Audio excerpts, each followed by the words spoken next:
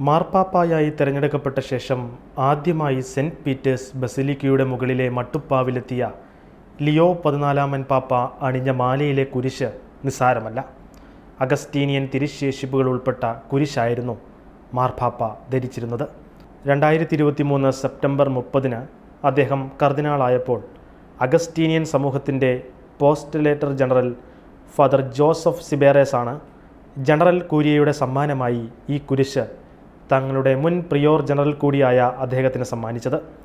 കുരിശിനുള്ളിൽ സന്യാസ സമൂഹ സ്ഥാപകനായ വിശുദ്ധ അഗസ്റ്റിൻ്റെയും അദ്ദേഹത്തിൻ്റെ അമ്മയായ വിശുദ്ധ മോണിക്കയുടെയും അഗസ്റ്റീനിയൻ സമൂഹവുമായി ബന്ധപ്പെട്ട മറ്റ് വിശുദ്ധരുടെയും തിരുശേഷിപ്പുകളും ഉൾപ്പെടുത്തിയിട്ടുണ്ട്. സിസ്റ്റൈൻ ചാപ്പലിലെ കോൺക്ലേവിൻ്റെ 4ാം റൗണ്ട് വോട്ടെടുപ്പിൽ തെരഞ്ഞെടുക്കപ്പെട്ട ശേഷം കണ്ണീർ മുറിയിലേക്ക് പോയ പാപ്പ തനിക്ക് സമ്മാനമായി ലഭിച്ച കുരിശ് വീണ്ടും ധരിക്കുകയായിരുന്നു.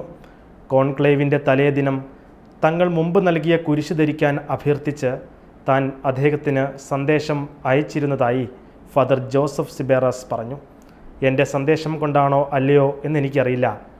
മാർപ്പാപ്പായായി തിരഞ്ഞെടുക്കപ്പെട്ട ശേഷം ആദ്യമായി വിശ്വാസികൾക്ക് മുന്നിലെത്തിയപ്പോൾ അദ്ദേഹം ആ കുരിശ് ധരിച്ചിരിക്കുന്നത് കണ്ടപ്പോൾ ഞാൻ വളരെയധികം വികാരാധീനനായെന്നും ഫാദർ ജോസഫ് സിബേറസ് പറഞ്ഞു.